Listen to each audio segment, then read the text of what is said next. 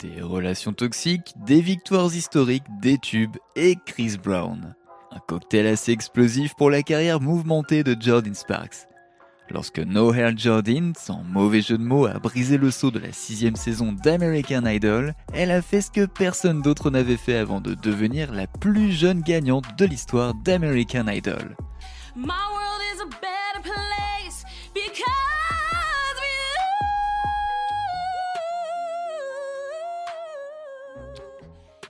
Elle a continué sur sa lancée en passant par sa première série de singles jusqu'à son succès de 2008, No Air et Au-delà.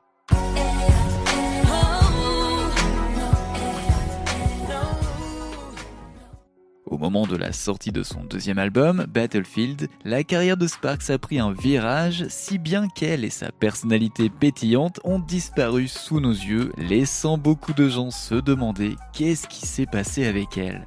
Eh bien, comme pour toutes les autres femmes qui ont gâché une carrière prometteuse, tout a commencé avec un homme. Et même plusieurs dans le cas de Jordin. Apparemment, tout aurait commencé avec Christopher Morris Brown qui aurait saboté sa carrière. Mais comment s'y est-il pris ? Eh bien, nous sommes sur le point de le découvrir. Salut à tous et bienvenue sur Vraie Histoire de Star, la chaîne YouTube qui dévoile la face cachée des célébrités. Aujourd'hui, nous plongeons dans l'univers de Jordin Sparks. Alors, si vous êtes nouveau sur la chaîne, n'oubliez pas de vous abonner et d'activer la cloche de notification pour ne manquer aucune de nos prochaines vidéos. Jordin, où serions-nous si tout s'était passé comme prévu ? Eh bien, peut-être pas là où nous sommes précisément aujourd'hui, avec toute cette surconsommation de musique à emporter, éclipsant au passage les singles de Miss Sparks qui n'ont pas réussi à la maintenir sur le radar musical. Né de Jody et Philippi Sparks, un footballeur professionnel de l'Arizona Christian University, Jordin a grandi en Arizona et a fait ce qu'il fallait pour devenir la femme que nous connaissons tous aujourd'hui. Mais l'Arizona n'a pas été un lieu de résidence permanent pendant longtemps car elle s'installe dans la banlieue de Ridgewood, dans le New Jersey, où elle poursuit ses études tandis que son père devient défenseur de la NFL pour les New York Giants. Pendant ce temps, Jody inscrit sa fille à la Northwest Community Christian School jusqu'à la 8e année, de retour à Phoenix après le déménagement de la famille. Elle a ensuite fréquenté le lycée Sandra Day O'Connor jusqu'en 2006 et sa grand-mère a apporté ses compétences d'enseignante à Jordin lorsqu'elle a décidé d'abandonner l'enseignement public au profit de l'enseignement à domicile. Car oui, à ce moment-là, Jordin était en route pour le sommet de la gloire. Car même si l'éducation est importante, Jordin avait déjà un avenir tout tracé et savait qu'elle voulait gagner sa vie dans le monde du divertissement. Cette jeune fille savait chanter et jouer la comédie et elle était la candidate idéale pour devenir une mannequin grande taille. Elle a remporté le prix de la meilleure jeune artiste de l'année en Arizona 3 fois de suite, ce qui l'a convaincue qu'elle allait devenir une star. C'est d'ailleurs pour cette raison que lorsque les auditions d'American Idol ont eu lieu, personne n'a hésité à soutenir pleinement Jordin alors âgée de 16 ans.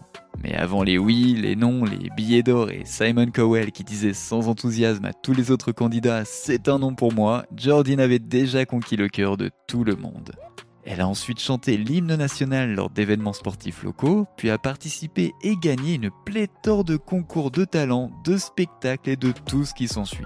Coca-Cola's Rising Star, the Gospel Music Association Academy's Overall Spotlight Award, America's Most Talented Kids, Colgate Country Showdown, Arizona's Superstar Search et bien d'autres encore.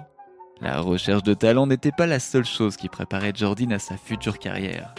Sa grand-mère Pam s'est encore une fois montrée à la hauteur, cette fois en tant que manager de talent. Une tournée de Noël 2004 avec Alice Cooper, une tournée 2006 avec Michael W. Smith et une expérience de mannequin grande taille torride ont fait partie du voyage de Jordin vers le succès à l'américaine. Durant l'été 2006, lors des auditions d'American Idol, Jordin a dû auditionner pas une fois, mais 2 fois, car apparemment la personne qui dirigeait les auditions a décidé de se transformer en Helen Keller, mais sans l'intelligence et a mis Jordin à la porte. La concurrence à Los Angeles est rude, nous le comprenons, mais ce n'est pas grave, car Seattle serait beaucoup moins strict sur les qualités et aptitudes recherchées. Après avoir remporté le concours de talent Arizona Idol en Arizona, Jordin savait qu'elle était sur la bonne voie. Et elle l'a fait, enfin, la 2e fois en tout cas. Son audition à Seattle a finalement été utilisée comme séquence dans l'épisode diffusé des auditions de l'émission American Idol. Elle a chanté son interprétation de Because You Loved Me de Céline Dion avant de recevoir 3 oui et un ticket d'or pour la manche suivante. Les Sparkplugs, le nom de son groupe de fans, ont soutenu leur favorite à chaque épisode et le juge Randy Jackson lui-même a prédit que la fille aux cheveux bouclés deviendrait la gagnante. Appelez-le Raven Baxter car cet homme peut voir le futur. En effet, Jordyn est ainsi devenue la plus jeune gagnante de l'histoire d'American Idol à remporter le concours mondial de chant à l'âge de 17 ans. Une tournée et une promotion après l'émission American Idol l'ont occupée jusqu'à la sortie, fin 2007, de son album éponyme qui a produit les tubes Tattoo et SOS. Arrivé à la 8e place du Billboard Hot 100, Tattoo est devenu son premier succès dans le top 10, a été certifié disque de platine et s'est vendu à plus de 2 millions d'exemplaires aux États-Unis. Don't look back at a new direction. I love you once, needed protection. Son 3e single, One Step at a Time, a également connu un grand succès, atteignant la 7e place du Billboard Hot 100, ce qui en fait son 4e succès dans le top 20. One step at a time. There's no need to rush. It's like learning. SOS ainsi qu'une chanson originale d'American Idol en font partie. L'album lui-même a débuté à la 10e place du Billboard Hot 200 et s'est vendu à plus d'1 million d'exemplaires. Jordyn est alors la première et unique candidate d'American Idol à voir ses 4 premiers singles atteindre les 20 premières places du Billboard Hot 100 qui lui vaut ainsi une autre victoire historique. Depuis son départ, elle est même revenue plusieurs fois à American Idol, interprétant ses chansons sur la scène qui l'a rendue si célèbre. Ses débuts ont été un succès et son prochain projet poursuivra cette même trajectoire avec sa chanson la plus diffusée et la plus téléchargée à ce jour. Allez, vous la connaissez tous. Alexa, joue la ballade de cette fille frisée d'American Idol et de ce ninja à la peau claire qui chante Wall to Wall.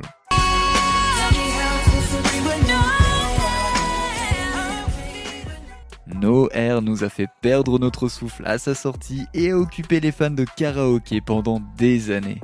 Et il existe une règle tacite dans le monde du R&B et autrefois de la pop qui dit que si vous voulez un disque à succès, alors mettez Chris Brown sur la piste. Un duo avec Chris Breezy était exactement ce qu'il fallait à Jordyn pour propulser sa carrière vers de nouveaux sommets.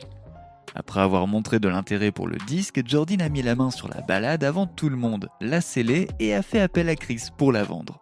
En fait, Jordyn ne l'a pas fait elle-même, mais l'un des auteurs-compositeurs lui a conseillé de mettre Brown sur le morceau. De plus, Jordyn n'obtiendrait le titre que si elle en faisait un duo.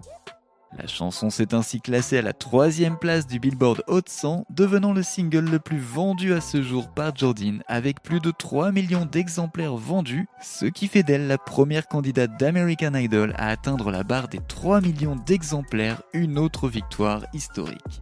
C'est également le premier single de Chris à atteindre la barre des 3 millions d'exemplaires. Il a atteint la première place en Nouvelle-Zélande et en Australie et a été certifié platine dans les 2 pays.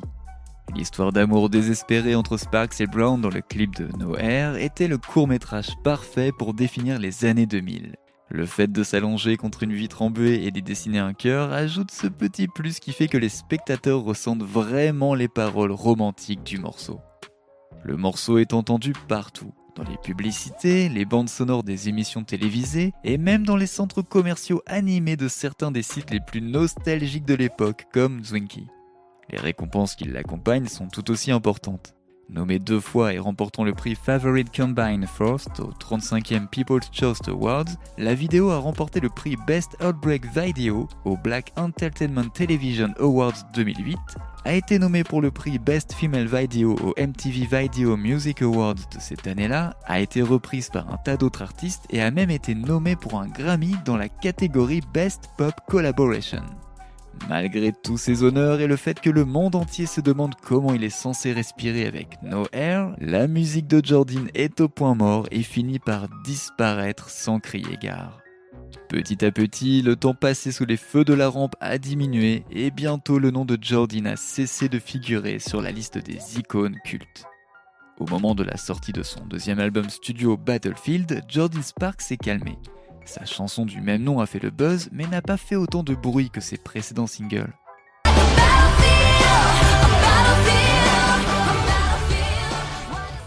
19 Recordings et Jive Records ont hébergé les projets musicaux de Jordin à cette époque, mais ils ne l'ont pas poussé ou n'ont pas vraiment fait avancer sa musique comme il l'aurait dû.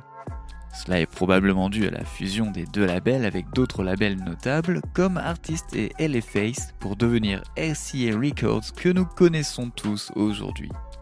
Une fois la fusion réalisée, l'ancienne équipe de Jive Records a été remerciée et une nouvelle équipe a été mise en place, ce qui a affecté de nombreuses carrières et n'a pas suffi pour prendre soin de tous les artistes du label. Parmi la nouvelle équipe de nettoyage, il y avait le nouveau A&R qui se fichait éperdument de Jordin et de ce qu'elle chantait. Non seulement l'accent n'était plus mis sur elle, mais il mettait en veilleuse ses projets futurs et l'ignorait même à chaque fois qu'elle posait des questions sur la sortie de sa musique, uniquement parce qu'ils en avaient la possibilité. La carrière de Jordin a alors connu une chute vertigineuse après la fusion. Et alors que vous pensiez tous qu'elle était en train d'interpréter No Air et Tattoo pour la énième fois, elle suppliait à la place son label de sortir sa musique tout en continuant d'écrire en parallèle. Les tubes que Jordin a écrits ou coécrits, mais qu'elle n'a pas pu chanter elle-même, sont Who Says attribué à Selena Gomez et The Way, le premier succès grand public d'Ariana Grande. Jordin écrivait des tubes pendant des jours en essayant de ne pas s'arracher ses cheveux bouclés à cause du stress provoqué par une industrie aussi avide de pouvoir. Un changement de maison de disque a provoqué un sérieux coup de frein à sa carrière et une blessure vocale subie lors de la tournée As I Am d'Alicia Keys a également failli faire taire Jordin prématurément. Une hémorragie aiguë des cordes vocales l'empêche de chanter, mais après avoir été mise au repos vocal strict, son état s'est heureusement amélioré de façon spectaculaire, lui permettant ainsi de revenir comme si elle n'était jamais partie. Un autre incident mineur qui a failli mettre un terme à sa carrière est un incident controversé, qui est survenu lors d'une cérémonie de remise de prix alors qu'elle était sur scène avec l'animateur Russell Brand. Il avait brandi une bague en argent prétendant avoir dépucelé l'un des Jonas Brothers en expliquant qu'il les prendrait bien plus au sérieux s'ils portaient la bague au niveau de leurs parties intimes. Jordin, qui arborait elle-même une bague de fiançailles, a répondu que ce n'était pas mauvais d'en porter une, car tout le monde, fille ou garçon, ne voulait pas être considéré comme une fille facile ou un mec facile. Apparemment, son intervention n'a pas été du goût de tout le monde, mais Jordin ne s'est pas soucié de ce drama superficiel en disant haut et fort à Entertainment Weekly qu'elle ne regrettait rien du tout. Elle explique. J'aurais aimé le formuler différemment, que quelqu'un qui ne porte pas de bague de fiançailles n'est pas nécessairement quelqu'un qui couche facilement, mais je ne peux pas remonter dans le temps à présent. Mais ce qui a vraiment failli faire dérailler sa carrière n'est autre que Chris Brown, et je pense que vous voyez où je veux en venir. Du moins je l'espère, car je ne voudrais pas vous laisser plus surpris que Rihanna ne l'a été. Lors d'une apparition sur la chaîne YouTube Truth or Drink, Jordin a fait savoir en exclusivité qu'elle était presque lauréate d'un Grammy Award. Après avoir été nominée dans la catégorie meilleure collaboration pop avec voix avec son partenaire Chris Brown, Jordin était ravie de se présenter vibrante comme jamais sur le tapis rouge des Grammys. Mais avant même d'avoir eu la chance de poser le pied sur le tapis rouge, les représentants de deux labels se sont approchés d'elle et lui ont interdit l'entrée.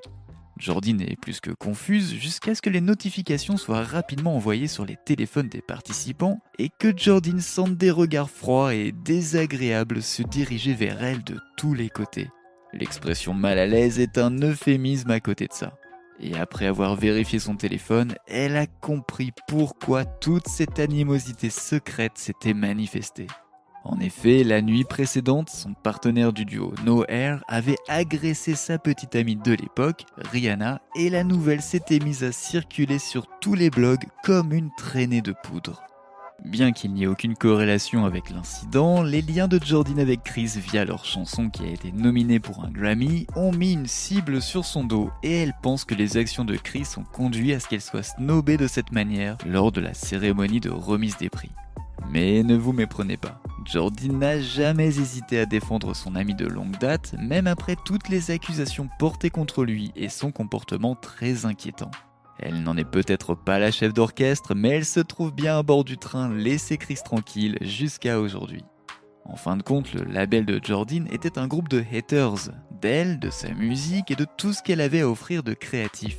Ils ont intentionnellement retenu sa musique en otage.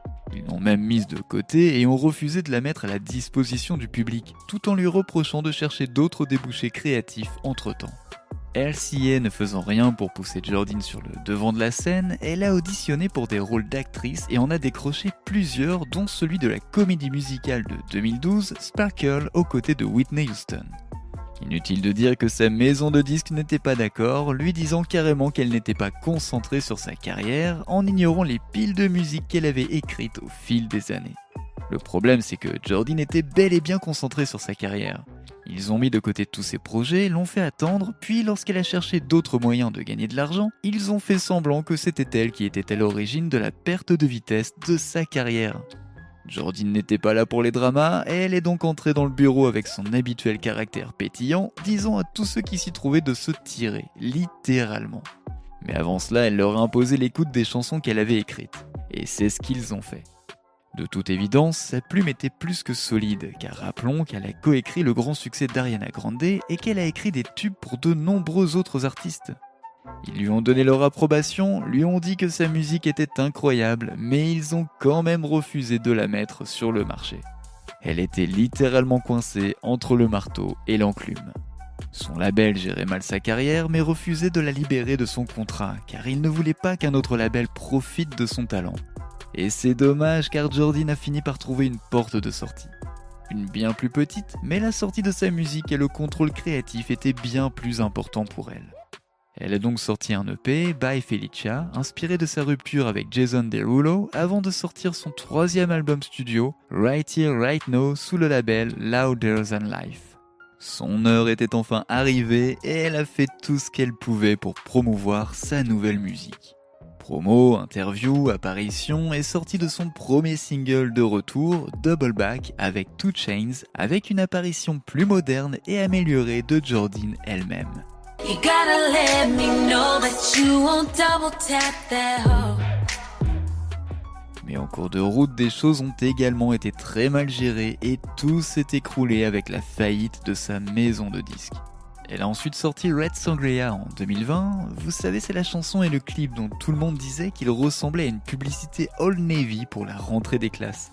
Mais elle l'a arrangé depuis en douceur avec une jolie ballade ainsi que d'autres singles et a même sorti un album de Noël, Cider and Hennessy. Elle a aussi fait son grand retour à Broadway dans la comédie musicale Waitress, a eu un bébé en 2018 avec son mari avec qui elle est depuis 2017, Dana Isaiah. Elle a même participé l'année dernière à l'émission Dancing with the Stars. La carrière de Jordyn Sparks a connu plus de boucles et de rebondissements qu'une montagne russe, mais sa persévérance à divertir les masses, sa passion pour les arts et sa détermination à continuer malgré l'entêtement de l'industrie musicale l'ont amenée à devenir une icône bien trop sous-estimée dans le monde de la musique. Après avoir battu des records historiques suite à son départ d'American Idol, Jordyn n'a pas eu la chance de faire décoller sa nouvelle musique, mais elle a tout de même accompli bien plus de choses dans sa carrière que ce qu'accomplissent en général les artistes de son calibre. Les frasques de Chris Brown n'ont pas nécessairement saboté sa carrière directement, mais celle-ci en a pris un sacré coup à cause de ses actions illégales. Il n'y a cependant aucune rancune puisque les deux se sont retrouvés en 2022 pour interpréter leur duo à succès pour la première fois depuis plus d'une décennie. La possible erreur de Jordyn aura finalement été son refus de se conformer à ce que son ancien label voulait qu'elle soit. Plus brute, plus suggestive, plus controversée, mais elle ne voulait rien de tout cela. Elle s'est peut-être un peu calmée, mais Jordyn Sparks refuse de laisser son étincelle s'éteindre complètement. Et de notre côté, nous pensons vraiment que Jordyn Sparks mérite mieux. Et vous, quel est votre point de vue ? N'oubliez pas de laisser des commentaires pour partager avec nous votre avis et opinion sur toute cette histoire et peut-être nous apporter des idées neuves sur tout ça. N'oubliez pas de cliquer sur le bouton d'abonnement pour rester à jour sur toutes nos vidéos. À bientôt !